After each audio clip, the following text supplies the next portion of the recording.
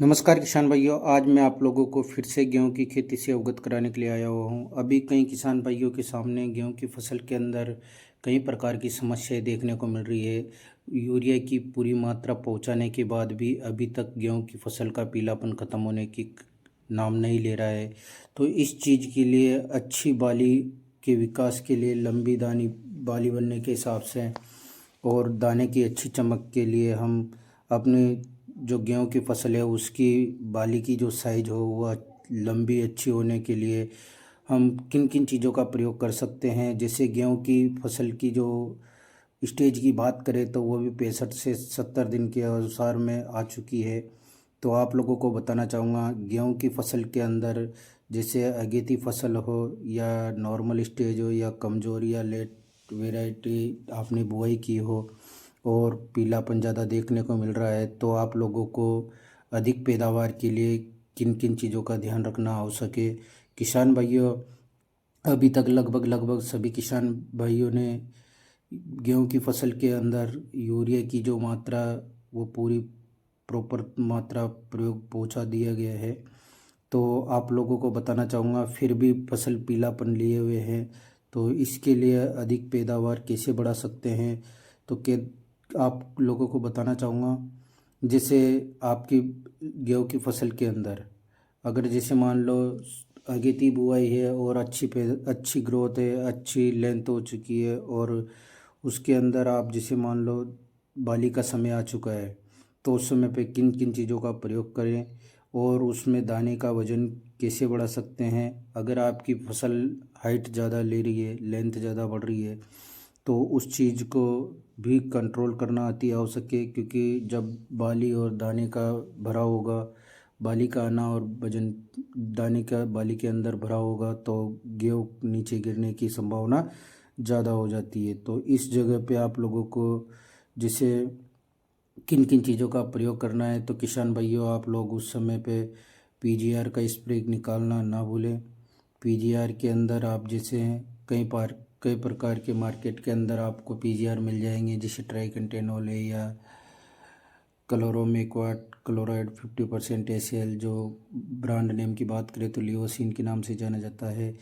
इसका स्प्रे करना आपको उस स्प्रे पर जिसमें डोज की बात कर लेते हैं तो 1 ml प्रति लीटर पानी में आप इसका मिलान करके इस फोलियर स्प्रे निकाल सकते हो। और बाकी बात करते हैं, आप लोगों को बताते हैं गेहूं की फसल के अंदर जो मुख्य बीमारियां आती है वो yellow rust, red rust, powder mildew, अन्य प्रकार की फफूंद जनित समस्याओं का भी सामना किसानों को करना पड़ता है। कुछ जगह मैंने देखा हुआ है कि जहाँ पे अभी इस समय गेहूं की फसल के अंदर तने के यहाँ सुंडी का भी प्रभाव देखने को मिल रहा है, जैसे कि आप लोगों को डिस्प्ले पे दिखाया जा रहा है।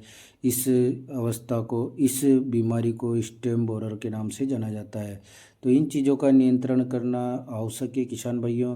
तो इसके लिए आप जैसे मान लो फोलियर स्प्रे निकाल रहे हो तो उसमें आप थाइफिनेट मिथाइल 2 ग्राम प्रति लीटर पानी के हिसाब से प्रयोग कर सकते हो, या फिर कार्बन डाइजिम का जो आता है उसका भी प्रयोग आप इसके अंदर ले सकते हो, या फिर फफूंदीनाशक के तौर पे आप टेबुकोनाजोल जो आता है उसको 1 ml प्रति 2 लीटर पानी के हिसाब से आप इसको मिला सकते हो। ये स्प्रे आपको 55 से 60 दिन की अवस्था में निकालना है। और बाकी बात कर लेते हैं आपकी फसल के अंदर, जैसे नॉर्मल फसल है उसमें खर्चा भी अधिक नहीं करना है। अगर फसल कमज़ोर है तो उस समय पे आपको जैसे NPK 0/34 जो आता है वो आपकी फसल की अच्छी क्वालिटी को प्रॉपरली तैयार करेगा। और उसके साथ साथ में अगर बाली के समय आ गया है या बाली बनना चालू हो रहा है तो उस समय पे आप इसमें बोरोन का भी प्रयोग इसके साथ में कर सकते हो, जिससे आपकी दानों की साइज भी अच्छी भरा होगी और अच्छी बाली बन पाएगी। तो इसकी डोज की बात करें तो 100 ग्राम प्रति एकड़ के हिसाब से आप इसका प्रयोग ले सकते हो।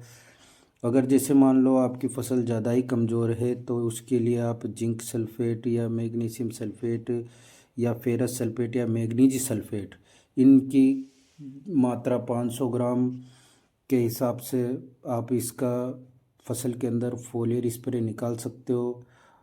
और बाकी आगे बात कर लेते हैं। इसके अंदर जो मुख्यतः आप लोगों को अलग अलग इन चीज़ों का घोल अलग अलग बनाकर ही अपने स्प्रे टैंक में डालें। और बाकी इसके साथ में सिलिकॉन स्टिकर मिलाना ना भूलें, क्योंकि क्या है, जिंक सल्फेट को भी अलग घोलना है और मैग्नीशियम सल्फेट को, फेरस सल्फेट को। ये क्या है, फसल के अंदर जो पीलापन होगा उसको भी तुरंत नियंत्रण करवा देंगे।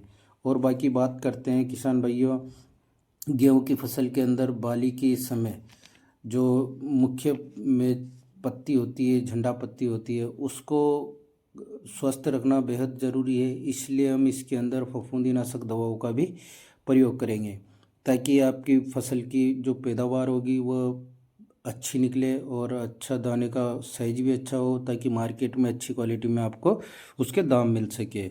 और बाकी आप लोगों को बताना चाहूँगा किसान भाइयों, जिससे आप लोगों ने अगर अपने गेहूं की फसल के अंदर अगर पोटाश का प्रयोग नहीं लिया है, तो जिससे आप लोगों को मैंने बताया हुआ है एक NPK 05234, या फिर आपने पोटास का प्रयोग नहीं किया है तो उसमें 5234 की जगह आप वहाँ पे अगर बाली निकल गई है तो उस समय पे निकलने के बाद उसमें NPK 05234 की जगह आप 0050 का भी प्रयोग इसमें फोलियर स्प्रे में ले सकते हो, ताकि आपकी गेहूं की अच्छी गुणवत्ता आप ले पाओ।